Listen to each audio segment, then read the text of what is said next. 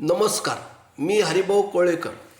माझ्या हरिभाऊ कोळेकर बार्शी या यूट्यूब चॅनलमध्ये आपले मनपूर्वक स्वागत. आजचा विषय आहे बारामतीच्या धनगरांनो, अभी नहीं तो कभी नहीं. बारामतीचे राजकारण आणि धनगर समाज.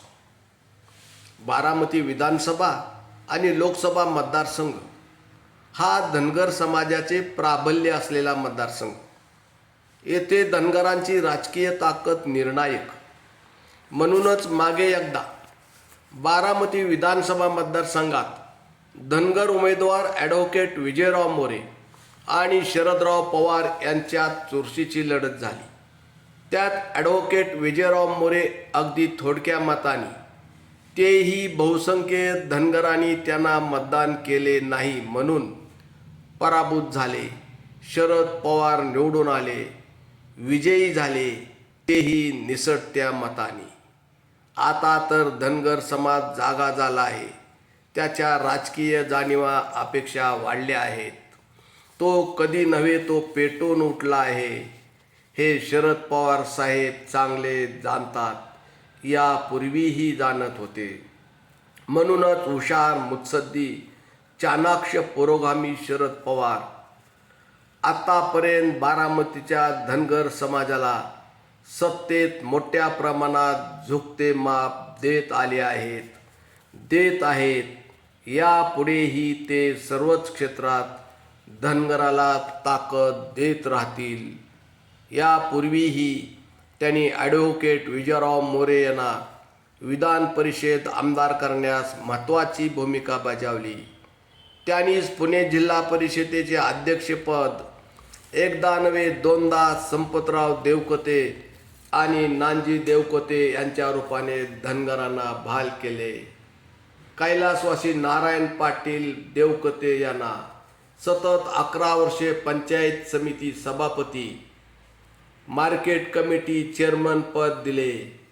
बोरकर ताई या स्त्रीला पंचायत समितीचे सभापतीपद बहाल केले.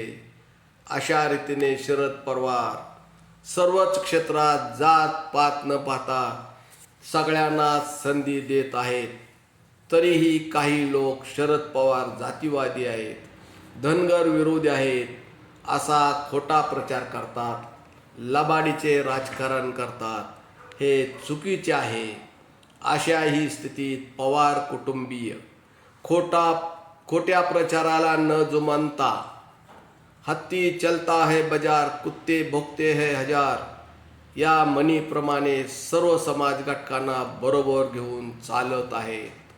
म्हणूनच सगळा महाराष्ट्र आणि बारामतीचा धनगर पवारांना आपलाच माणूस म्हणत आहे. तात्पर्य, आत्तापर्यंत शरद पवार साहेबांनी बारामतीच्या धनगरांना जे काही देता येईल ते सर्व काही दिले. चांगली गोष्ट आहे.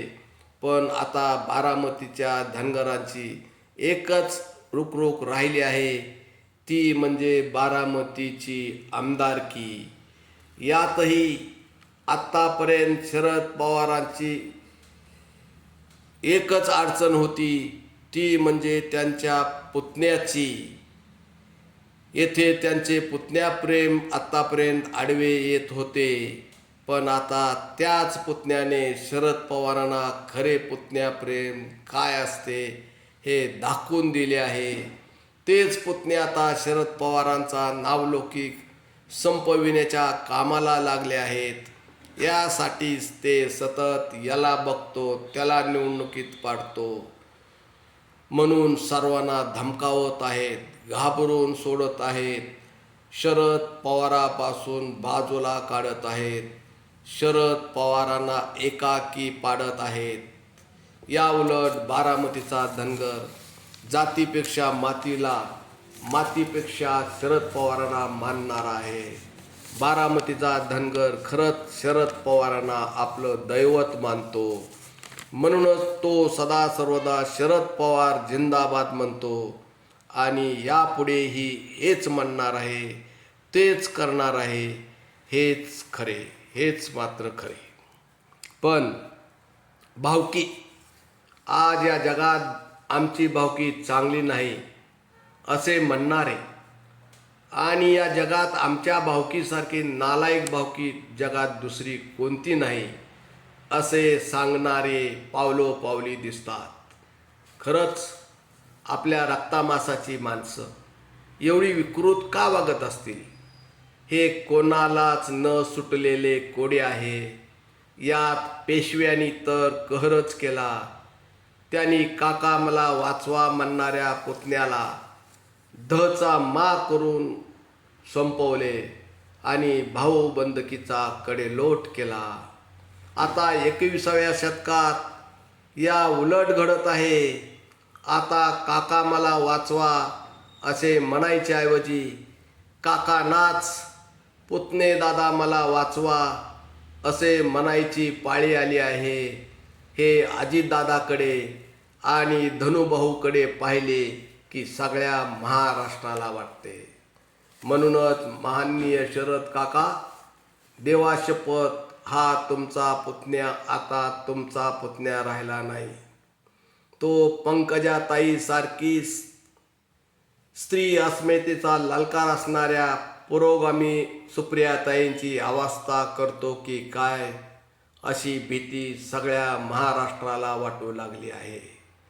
तेव्हा काका, शरद काका साहेब, एकच विनंती, आता तमाम धनगरामार्फत धचा मा या म्हणीप्रमाणे याच पुतण्याला राजकारणातून काटेवाडीचा रस्ता दाखवा आणि आपल्या तत्वनिष्ठ समाजकारणाला तिलांजली देणाऱ्या या पुतण्याला राजकारणातून हद्दपार करा.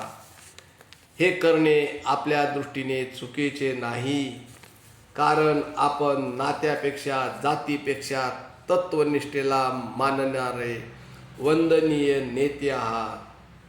हे आपण मागे आपल्या स्वतःच्या भावाविरुद्ध तत्व म्हणून निवडणुकीत प्रचार केलेले असामान्य व्यक्तिमत्व आहात. आता येथे तर तुमच्या पुढे शालिनीताई पाटलांच्या भाषेत तत्वनिष्ठेला तिलांजली देणारा, 70,000 कोटीचा भ्रष्टाचार करणारा भ्रष्ट गद्दार पुतण्या आहे. म्हणूनच सगळेच जण आपणास शरद पवार आगे बढो असे म्हणायला सज्ज झाले आहेत, आपल्या पाठीमागे उभे आहेत. यात बारामतीचा धनगरही आपणास साथ देणार आहे.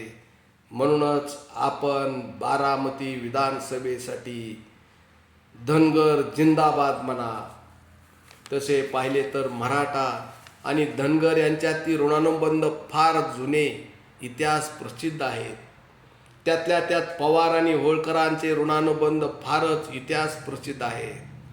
पवार होळकर हे दोघेही नेरेच्या काठी, पवार नेरेच्या अलीकडे बारामतीत, मल्हारराव होळकर नेरेच्या पलीकडे होळमुरुमात जन्मलेले.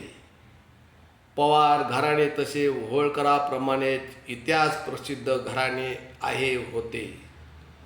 शिवशाहीत मराठ्यात पवारांचे कुळ फार मोठे होते. पवार मूळचे परमार राजपूत. त्यांचा मूळ पुरुष शिवाजी नावाचा होता.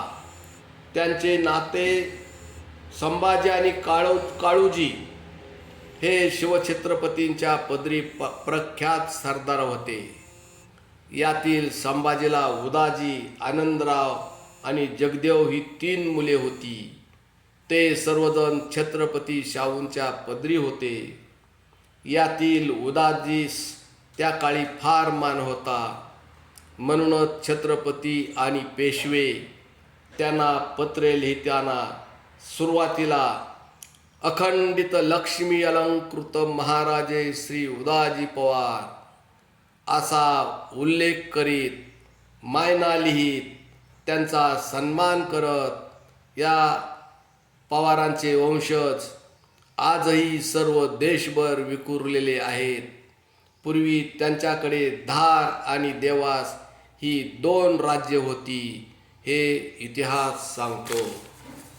त्यानंतर पुढे छत्रपती शिवाजी शाहू महाराजांच्या सुरुवातीच्या कठीण अडचणीच्या काळात पवार पेशवे यांच्या दिलजमाई घडवून आणण्यात मल्हारराव होळकरांचा फार मोठा सिंहाचा वाटा होता. म्हणून तर पेशवे, पवार आणि होळकर मोठे झाले, नावारूपाला आले.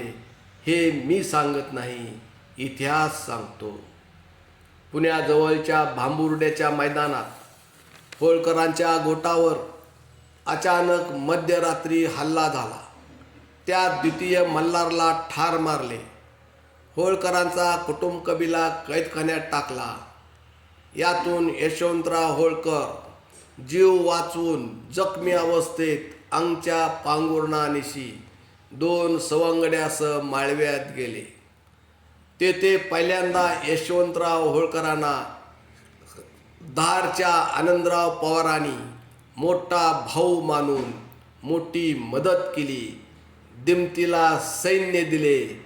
म्हणूनच यशवंतराव प्रति शिवाजी या सन्मानापर्यंत जाऊन पोचले आणि हडपसरच्या लढाईत पेशव्यांचा पराभव करू शकले. हे पवार होळकरांच्या सहकार्यामुळेच घडले आणि ही होळकरी दौलत टिकली, वाढली. पुढे ती 220 वर्षे राज्य करू शकली.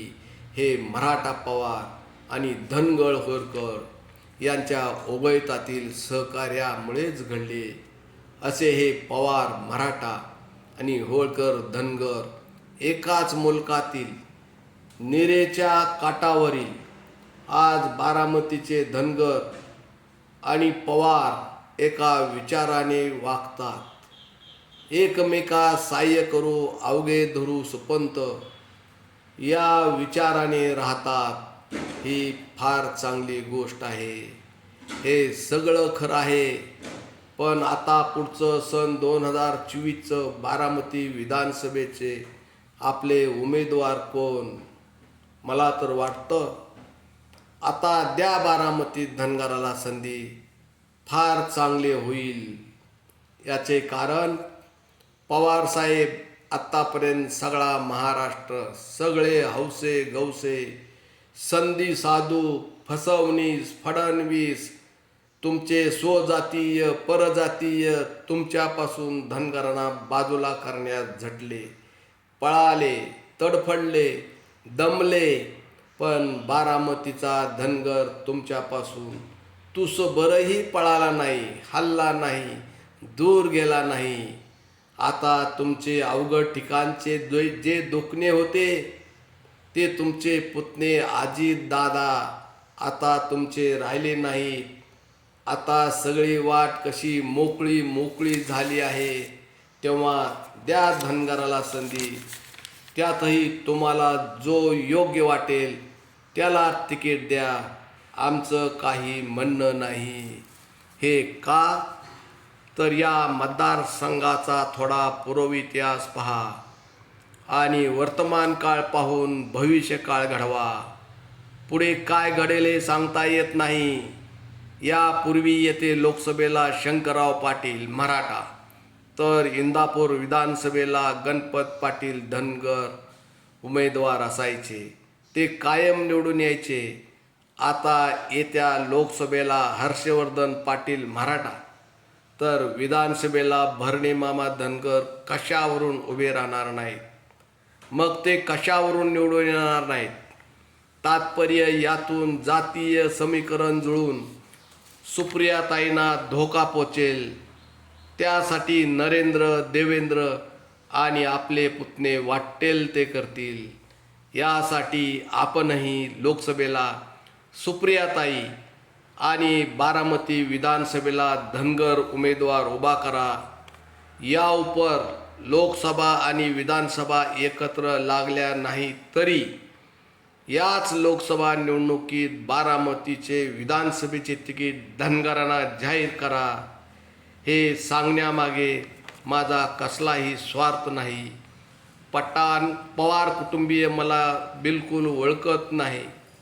माझी त्यांची ओळख नाही. त्यांचे माझे काही देणे घेणे नाही. मी त्यांच्या पक्षाचाही नाही. त्यांचे आणि माझे नाते फक्त तत्वाचे विचाराचे आहे, तेव्हा कोणीही माझेबद्दल गैरसमज करून घेऊ नये ही विनंती. धन्यवाद. हा व्हिडिओ आवडला तर आमच्या चॅनलला सबस्क्राईब करा, लाईक करा, कमेंट बॉक्समध्ये प्रतिक्रिया कळवा ही विनंती. आपला हरिभाऊ कोळेकर, बार्शी.